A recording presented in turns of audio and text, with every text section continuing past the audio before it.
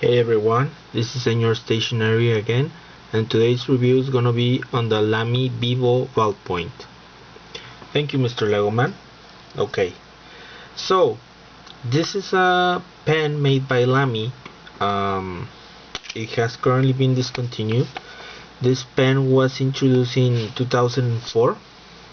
Uh, I researched a little bit on this pen, and this pen I believe took something like 2 to 3 years as far as I read on the website from the designer.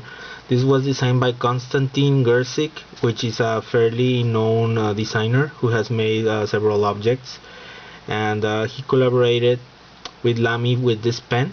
This has been the only product that he has designed with Lamy. He hasn't designed other items. So this pen is basically simple. It took a while to be designed. It was supposed, I believe the consignment from Lamy was to make a very simple, few parts and functional pen, and that's why it took quite a while for it to be introduced.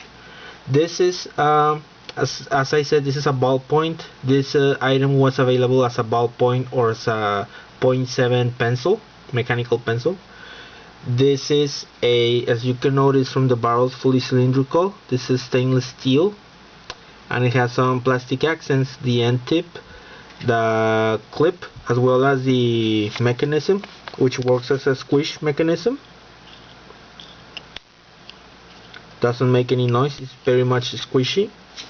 And the top end is also plastic. You might not be noticed here on the camera, but very tiny over here on top, on this little line, plastic, where the top cap goes. It has engraved very tiny. It says Germany. As you can see, this is the clicking mechanism. It has some ridges over here, so you just push it down, and that activates the tip.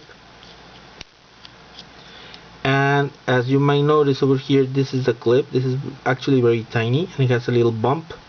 So this will work basically just for a work shirt or a t-shirt, not strong fabrics like jeans. You could maybe damage or maybe even break. Despite this being a very hard plastic, being ABS plastic, I feel that you might be able to damage it if you get it into thicker fabrics. And laser engraved in black, Lamy. Earlier Lamy pens, I've noticed on stainless steel, had printed black, and that peeled off with the years and with use. So by this time, by 2004, Lamy understood this, and they laser engraved the logo, so it's pretty much the same, no changes on the font. Over here sideways, as they usually put it, usually on the left, right side. If you look at it like this, it will be on your right side. They always print usually this side, the logo. This is pretty smooth steel.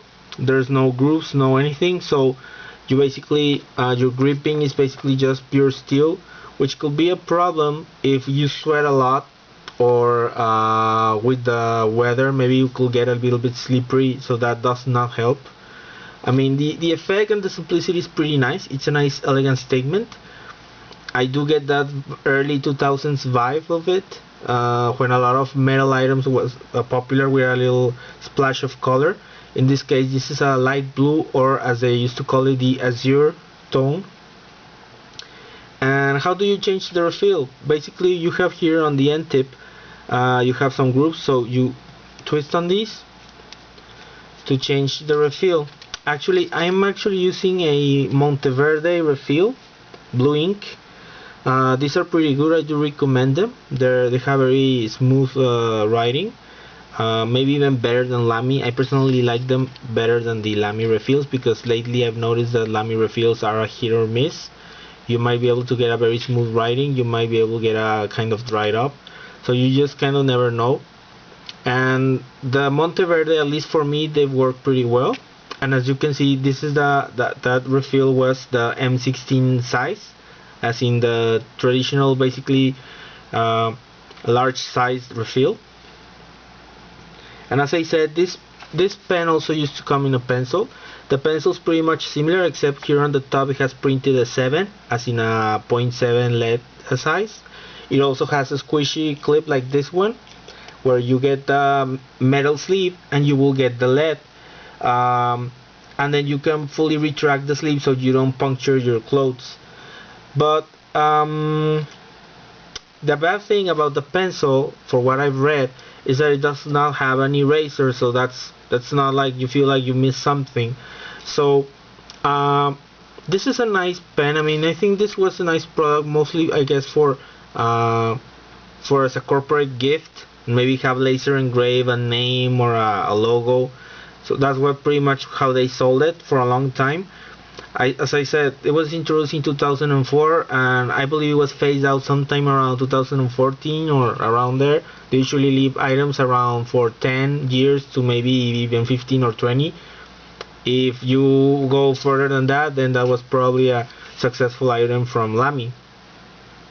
This pen also came in other 3 colors. It was also available in black with black plastic accents. It came with light green accents or orange accents, and I was lucky to find this one, light blue, because I always like this tone. But there was a second generation. The second generation was a little bit longer. The metal, this metal body, the clip was made longer, a little bit longer and more useful. Still squishy mechanism on the second generation as well, except that on the second generation they had the 3 primary colors. They had the red, black, and a darker blue, as in a more indigo blue, like from an ink. So that was the second generation, the second phase, and then after that it was discontinued. So this is a kind of rare pen, but you can still find it online or on eBay. This is a little bit harder, considering this is the first generation and this color, the blue one, but you might be able to find also the other ones, the black, the green, the orange, or the second generation one as well. So let's make a quick test to see how well does this one and how does it feel. So let's see, this is a Lamy Vivo, and it was introduced in 2004 by Konstantin Grcic. So it feels okay. I mean, I haven't written that much, but I do feel that after a while I might be able to get some slippery grip from it. It would have been nice if it had some grooves. I am familiar with other stainless steel pens, say for example the Parker Yoder, or I also have a Parker Reflex, but the Reflex has a rubber grip. So this pen would have been nice if it had some sort of rubber grip, or at least have some grit, say like a quadricular square grip.